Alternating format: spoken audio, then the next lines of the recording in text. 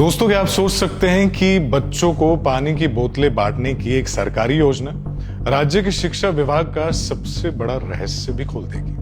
हिमाचल प्रदेश में भी कुछ ऐसा ही हुआ है। पानी की बोतलों की गिनती क्या शुरू हुई, शिक्षा विभाग के कागजों से अचानक 50,000 विद्यार्थी गायब हो गए। प्रणाम, मैं हूं दीपक, आप देख रहे हैं लाइव टाइम्स टीवी। हाल ही में हिमाचल प्रदेश सरकार ने सरकारी स्कूलों के बच्चों के लिए एक अच्छी मुहिम शुरू की। मुख्यमंत्री सुखविंदर सिंह सुक्खू की इस योजना के तहत प्री प्राइमरी से लेकर 12वीं कक्षा तक के सभी विद्यार्थियों को मुफ्त थर्मस पानी की बोतलें दी जानी थी। योजना को लागू करने के लिए जब ग्राउंड लेवल पर स्कूलों से बच्चों की वास्तविक संख्या, एक्चुअल हेड काउंट्स मांगी गई तो शिक्षा विभाग के होश उड़ गए। विभाग के आधिकारिक रिकॉर्ड और बोतलों के लिए आई सूचियों में करीब 50,000 छात्रों का अंतर मिला है। हैरान करने वाली बात यह है कि मीडिया रिपोर्ट्स के अकॉर्डिंग ये भारी गिरावट पिछले महज 2.5 से 3 महीने के भीतर दर्ज की गई है। अब यहां पर सवाल ये उठता है कि ये 50,000 बच्चे आखिर गए कहां? इस घटना ने 2 बड़े अंदेशों को जन्म दिया है। एक फर्जी नामांकन, घोस्ट एनरोलमेंट। तो क्या सरकारी बजट हड़पने के लिए कागजों पर बच्चों की संख्या ज्यादा दिखाई जा रही थी? डेटा मैनेजमेंट में बड़ी लापरवाही। दूसरा यहां पर यह है, हमारा शिक्षा विभाग जिस UDISC यानी कि unified district information system for education, इसके डेटा पर भरोसा करता है, ये कितना सटीक है? अब यहां पर जरा सोचिए, अगर ये बोतलों की गिनती न हुई होती तो सरकार 50,000 अतिरिक्त बोतल खरीद सकती थी। 17 अप्रैल 2026 को विभागीय रिकॉर्ड में प्रदेश के सरकारी स्कूलों में विद्यार्थियों की संख्या 7,68,037 दर्ज की गई थी।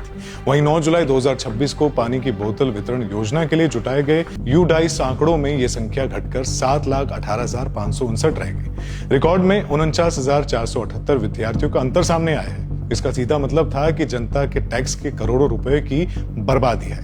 यह सिर्फ एक प्रशासनिक चूक नहीं, बल्कि यह सीधे तौर पर सरकारी पारदर्शिता इससे जुड़ा हुआ है। इस विसंगति के सामने आने के बाद अब शिक्षा विभाग में हड़कंप है और आंकड़ों की दोबारा जांच की मांग उठाई जा रही है।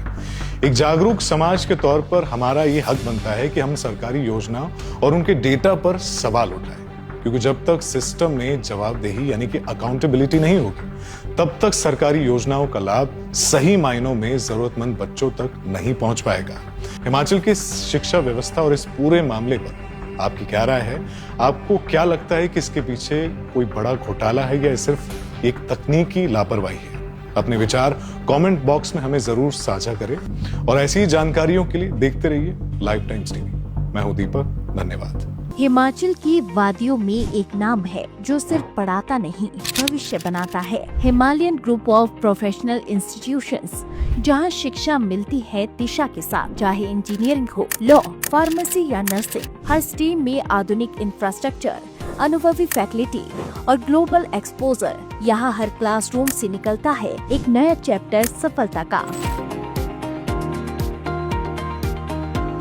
जहां सपनों को मिलती है सही दिशा और मेहनत को मिलता है मुकाम, ज्ञान, संस्कार और उत्कृष्ट शिक्षा का संगम। हिमाचल की सुरम्य वादियों में स्थित करियर पॉइंट यूनिवर्सिटी हमीरपुर विद्यार्थियों को प्रदान कर रही है गुणवत्तापूर्ण शिक्षा, आधुनिक सुविधाएं और उज्जवल भविष्य की राह।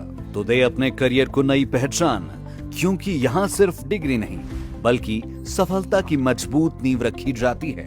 आपके सपने हमारी प्रेरणा। आज ही प्रवेश लें और अपने सुनहरे भविष्य की शुरुआत करें। Career point university Hamirpur.